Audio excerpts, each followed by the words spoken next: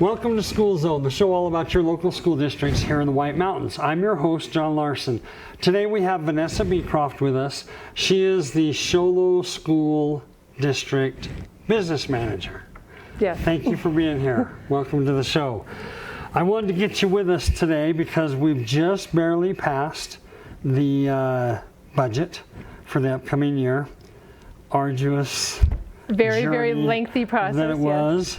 So I wanted to get you on so that we could talk about it, let the public know some information. I want to start off by saying that anything that people see and hear us talk about today, if they have any other questions or worries or concerns, they're always more than welcome to call the district and get an appointment to visit with you or whatever they need to do, whoever they need to talk to. Yes, I'm available to visit about the budget. Great. Tell us about yourself, please. So thank you for introducing me. My name is Venessa Beecroft. I am from the White Mountains. I graduated from Mogollon, so I'm a Heber girl. I love the White Mountains. I love the area. I did go off to college. I spent some time in Utah, and I did come back to Arizona and finished up my bachelor's degree at Northern Arizona University. So I received my bachelor's of business administration with NAU, and I do have plans to complete my MBA, hopefully someday soon. So it's something that I love. I love numbers, I love diving in, the analytics, it interests me. So that's basically my role as the business manager. Good. I'm glad you're here, and I'm glad that we have you in that position for our district. So let's get on this. Can you go over some of the main components of the school budget for us? Give us a kind of a, I don't know if you want to do a 30,000 foot view or if you want to focus in a little bit closer than that. So I'll touch kind of overall, and then if you want to dive deeper in a few areas, then we certainly can. The budget is very complex. If anyone has ever looked at it, it's 13 pages long. It's a very complex spreadsheet. There's lots of different components. Essentially for the school, we are calculating the budget. Most of it is out of M&O, our maintenance and operations for the district. So that's going to cover pretty much most of all the operations of the district. So you have all your salaries and benefits, what it takes, our fixed costs to run the district. Those are things all under the umbrella of M&O. So your maintenance and operations. A smaller portion is what is called capital, that we get additional assistance from the state. The capital money is money that is set aside to purchase specific items for the school. So these are items that you can't purchase out of M&O, but you can purchase them with these capital funds. And these are the things that are kind of like, in your own house. These are the wants, the extras that you can get. So for the district, that would be furniture, equipment, computers, all the technology, anything that would be considered that kind of an item is capital, and it has to be purchased out of capital. And as you can imagine, the money is limited. So we have to be very strategic with the dollars that we receive in capital. So that's kind of an overview, the two buckets that the state divides it into. And then as a district and as a board, you guys help determine where to best put those dollars.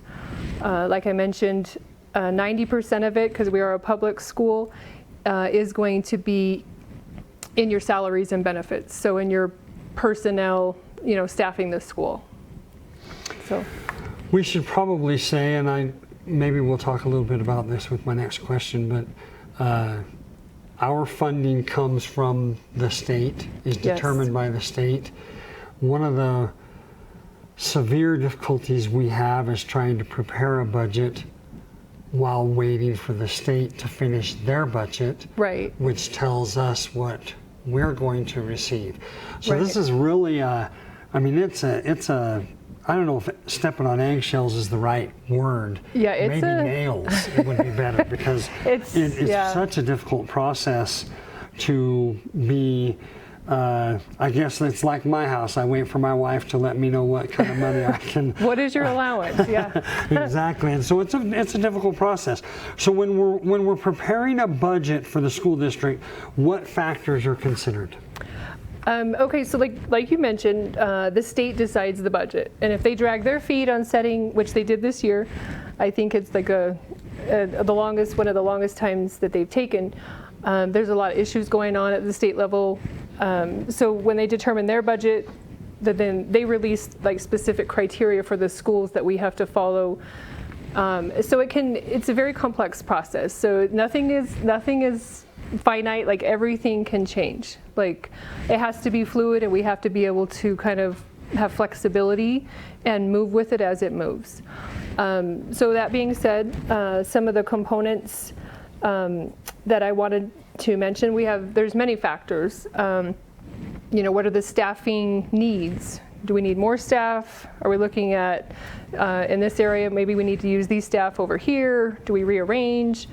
A big factor is obviously how many students do we have attending? How many kiddos are riding the bus?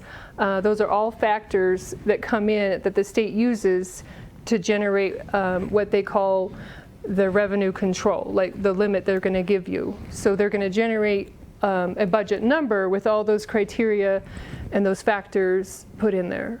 And those aren't even remotely close to all of them. There are so many. I don't know how you keep track of it and keep track of the constant. It's like having a target that's moved every second. It's just really difficult. Yeah. So I appreciate what you do and how you do it. So tell us about ADM.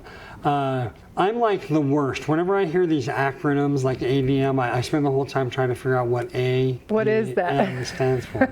So tell us about that. Okay, so ADM is a big deal. So when you're preparing the budget, that's something for every school district that's probably the most important, and it stands for average daily membership, which is kind of a fancy way of saying what kids are coming. Kids in the seat, right? Yeah, how many kids are in the seats. Mm-hmm. So they determine that in a bunch of different ways. How they calculate, like the preschool kiddos, is different than how they calculate students that are attending that are in high school. Mm-hmm. These are weighted with they're more heavily weighted, so you get more funding for them because it's going to take more to educate a high school student versus a preschool student. I know at one point, even when we, and you can tell me specifically, I know they used to fund a half a day of the kindergarten. We decided to go whole day, yes, which affected our budget. This was of several years back, but is that still how it goes? Is that one of those things? Yes, so that's one of the things that Sholo, a lot of districts still stay with the half day. Sholo does have full day kindergarten. We feel that that's very valuable for the kiddos, but that is a factor that's going to have to come out of your budget. Mm-hmm. So because the state's not necessarily going to factor that in for you. So the ADM, and just to kind of point out over the last year and some of the struggles that our district and districts around the state have encountered is with COVID, a lot of the schools were closed, and then a lot of parents decided to homeschool or do an alternative method, maybe an online method. There's, because there's lots of different things that you can do to educate your child. So as the public school in our community for Sholo, we did see about a 5% decline in ADM. So kiddos that did not come back for the school year that just finished, the 2021 school year. So that's a factor, that's a consideration that we, as a community, as a board, as the business manager, that we have to take into account. Hopefully, those kiddos will come back into the public education. We strive to make it, the best education, but certainly parents still have their choice and their options. But that's something that's factored in. Like ADM is the key ingredient in the state deciding how much money they're going to give the school. So, and didn't one of the things that happened to us, didn't they partially fund the kids who went online? We have an online program with our district. Yes. And so, even that we didn't we didn't get 100% of the funding of that child in the seat for our online program. So there was just so many factors. So there's so many factors in this, and then the fact that COVID hit and even more factors came in. Really affected our Yeah, because for Sholo specifically, we really tried to implement, if your child would like to come in person, we wanted to accommodate. If your child wanted to, or if you wanted to have your child do an online method, we wanted to accommodate. So we did have both available, and then they kind of changed the rules and said, well, if you're doing an online method, that's great, but it was not funded at 100%. So that's not something, and going, I mean, this is like an unprecedented situation, so the state was trying to stumble through it, and but we did lose money. And those are all things at the end of the day that we have to take account for and constantly be looking at the budget to see, what can we tighten up, where do we have excess, those kind of things. So we just, like I said earlier, we just adopted the budget. You want to give us some highlights? Tell us some of the things you want to share about that.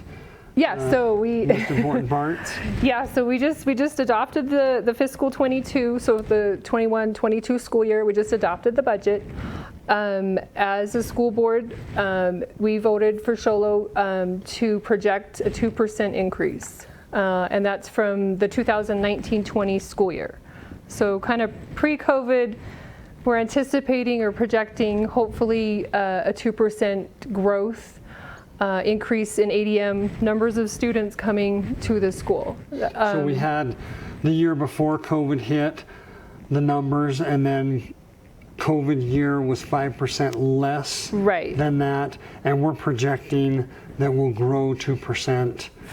From that number. The year before, So theoretically, it's actually closer to a 7%. We're hoping those kiddos will come back. The economy locally, people are building. Things look good. People coming in the community. It's a projection. We don't know how that will play out. Students coming to school. So we're optimistic, but at the same time, it's a projection. And the state is requiring this year that we do a revision in September, and then another one in December. So we'll have to, as the calculations come in, we'll have to be flexible and move it down to what reality, what students do come back. We always talk about the 100-day. Is that a part of it, or is that different now that they're asking for revisions in September and December? Yeah, so the September revision is a first-time thing, and that's because the state took so long doing their budget. Like, everyone has a proposal and an adopted budget in, but they want a revision in September with all the new stuff that they outlined. So that basically it's going to be a new budget in September, and then December will be what we address the 40th day. So there's two markers that Arizona Department of Education uses. There's the 40th day. Basically, they want a snapshot. How many kiddos do you have on the 40th day? Which for us, with the 4-day week, is usually around November sometime. So they get that snapshot, and that's our 40th day. So that's a really good projection of where you're at. A few things that they do, they follow up with the 100th day, which is usually around spring break. That's pretty late in the year. Yeah. So by then, who's left is left, and who's come in has come in. Right. So those are the final numbers, but the 40th day will really kind of solidify where we're at for the year. Okay, and we have high hopes and high expectations for that 40th day. Be interesting to see where we're at. So I think you touched on this just a little bit earlier, but approximately what percentage of the budget goes directly to staff salaries and benefits?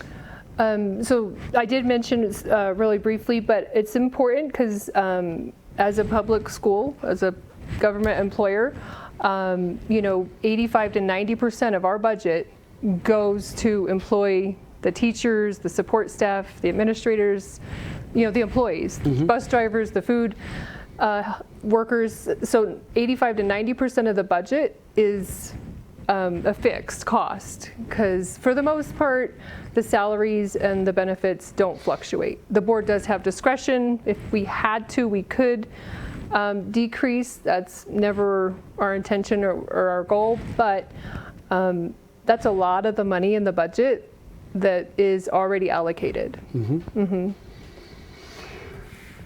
So with approximately so you're saying anywhere 85 to 90, so you're talking 10 to 15% is left over.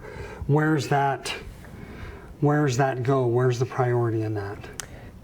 So that's kind of the thing that we spent a lot of time this year trying to explore, to be strategic. Where can we get the biggest bang for our buck? What's most efficient? Where should we put those funds? As you're aware, a lot of those funds, we have old facilities. So we've tried to put funds there. This last year, we were able to get the new playground at Whipple Ranch. That's not something, that's a big project for us. So, and it's hard because we can't do, big projects all over at once. So we have to be very frugal on what we can afford. There's always requests, that people wanting additional help in the classroom and additional help, custodians or bus drivers, so there's, always staff requests to consider. So for some of that additional money, do we expand the number of staff? There's always, every school gets a supply budget, so we can make sure that the teachers can order supplies for their classroom. There's always money set aside for that. It's been a little bit lean at times, and that's just because we have only so much discretionary. This year, we scrutinized several things to try and tighten the belt. We looked at, the employee benefits. There's somehow we can trim a little off of that. We've looked at stipends, which is additional pay that goes out. So we have exhausted or really explored what we can. So what are some of the challenges that arise when you have such a tight budget? You're waiting forever to get your numbers from the state, and then you have to act on that. What are some of the challenges? So as you can imagine, people get frustrated. They want, this and this for their school. Every school has needs. All the needs are important. As a district, we have limited funds. So that's probably been the hardest thing is, where do we try and tighten the belt? What do we look at first if we're going to tighten the belt? Just to try and be equitable.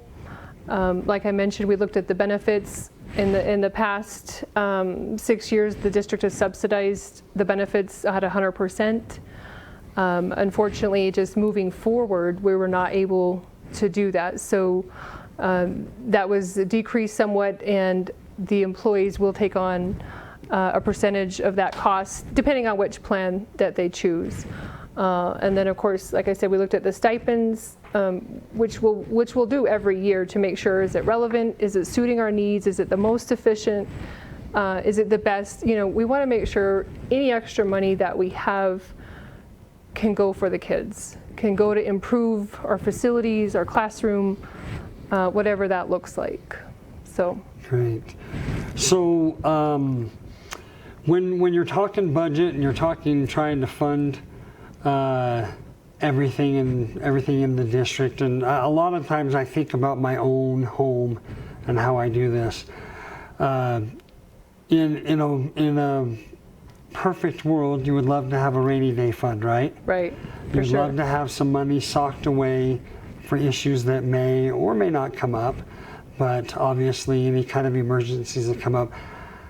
Tell us about a rainy day fund for the district. I know that's a priority of yours. It is. And it's a priority of ours. We haven't done well here before. And so we've kind of renewed our commitment on that. Tell me about it. So that has been one of my things. I was the business manager just this past school year. So I've been here 1 year, just completed the 2021 school year. Overlooking at all of the data, where we're at with the numbers. It's very important to me, I think, for the school to be responsible and to have a financial stability is to have some money in reserve. If something unexpected comes up, if the state falls through on this item or something, we have money. like I said, we're already 85-90% invested in just staffing, so there's not a lot to play with, but it's always wise to have something in reserve. It might be small to start with, but like you said, even in your personal finances, it's never a bad idea to set aside even a little bit for those unforeseen challenges and things that might come up. And as a district, I do feel that's extremely important. I know it's difficult. I know we've had a lot of measures in place for years, from prior superintendents and so on, but I feel it is important, and I appreciate the board has worked a lot and went through a lot of additional meetings and such to consider some of those changes of how we can tighten the belt a little bit to put us in a better position to save for that rainy day fund. So I think it's really important. A lot of times people think of a rainy day fund as a whole, as the completed amount. And I think of a rainy day fund as if I put $1 in there every time I can. Yeah. Even though it's just $1. Right. And I'm starting at $1. I'm starting somewhere, right? It's something. So the important thing is that we're starting somewhere and we're getting it started. Right. Which we've struggled to do heretofore. So I appreciate that. I appreciate that emphasis and hope that continues. So, depending on who you're listening to, either our economy is booming or we're on the verge of another recession. What are your thoughts, and how do you look at that as it pertains to our district? And being prepared. So, well, kind of along the lines of the rainy day fund, kind of like I try to tell my own kids, you don't spend everything you get. You earn $20, you don't spend $20. I'm always trying to teach them to reserve something. You are going to need that, not might, you will. And just to be wise with the money. As a taxpayer myself, it's important to me to know that we're being wise stewards of the money.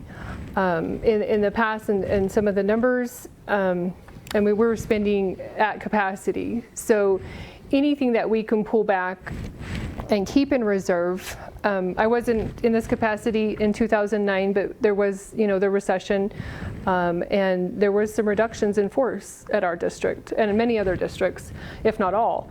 That's something right now, inflation continues to rise. That's a concern of mine because as commodities and things to purchase get higher and higher, we can buy less. We hire someone and then you can get less bang for your buck as that continues to rise. So I'm not an economist, but those are just some of the general concerns that I have. But I always think the more conservative we can be, not scrimping and scrounging and doing any less of a what's the word I want? Quality in the classroom. But if we have an opportunity to save, or we can be more efficient and frugal and put a little aside for the rainy day, for the reserve, should we have another decline, we'll be more prepared. Are we going to be 100%? I don't know. But in my mind, it's better to do something and prepare than do nothing. So I know it's been small efforts, like you said, even if you're putting $1 in there, but that's the mindset that I have, and I'm really committed to that. Like I said, I'm a taxpayer. My kids go to Sholo. I would like to see us be very efficient and strategic in spending the money, putting it back into the school, improving and upgrading the facilities. Things are going to make a long-term difference. So that's my goal, but it might be incremental steps. So that's okay. So we've talked about a lot today, and even then, there's so much more than what we've talked about today. There's so much more. Have I missed anything? Is there anything else that you want to throw in that we need to know, or have we covered it? So one thing that I will mention is that the school, like I said, as a public entity, a public school, we do have oversight from the state. We have auditors that come in every year, look at our books, look at what we're doing. We've undergone a very strenuous audit this year. We've had a fire, as you know, as the community knows, at our district office. It's kind of hindered that a little bit. It's taken some extra time, but they will come back basically with some kind of a, here's your status, here's where you're at, here's how you're doing on this, and here's how you're doing on this. I'm anticipating that coming back, sharing it with the board.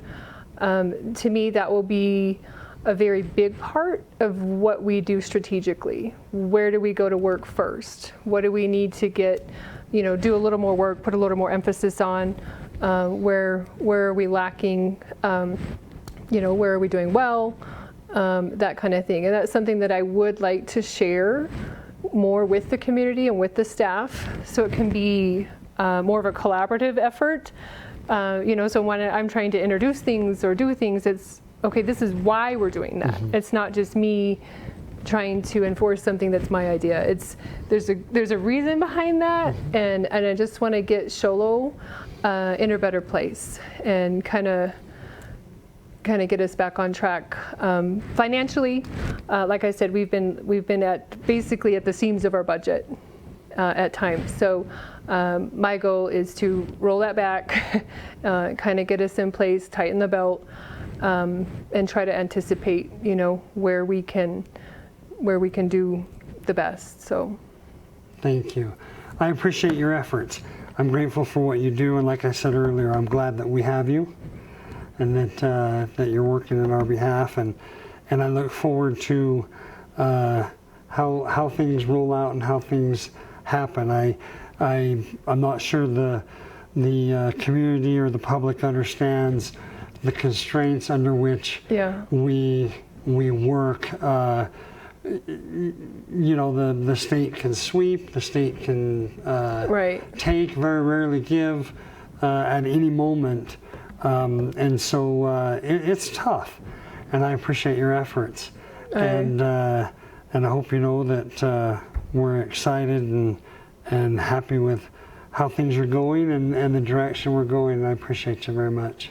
Well, thank you. I appreciate that. It's been a little difficult, but it'll be good. We'll get things in line. I would like to get like I said, more transparent with the community. There's some cool things that I'm planning to do once we get to that point and we're ready to automate some things and put it out there, so that there's a lot more transparency with the community on where the dollars are going, mm-hmm. what it looks like. I think that's important to me as a parent, as a taxpayer. Mm-hmm. I want to see that. So that's something that is important to me that we will implement as soon as we can. Good. Maybe at 40 days, 100 days, maybe we can get back together and visit about this some more to see how we're doing. Okay. Thank you. Sounds good. Appreciate it. Thanks for joining us here on the School Zone, and we'll see you again soon.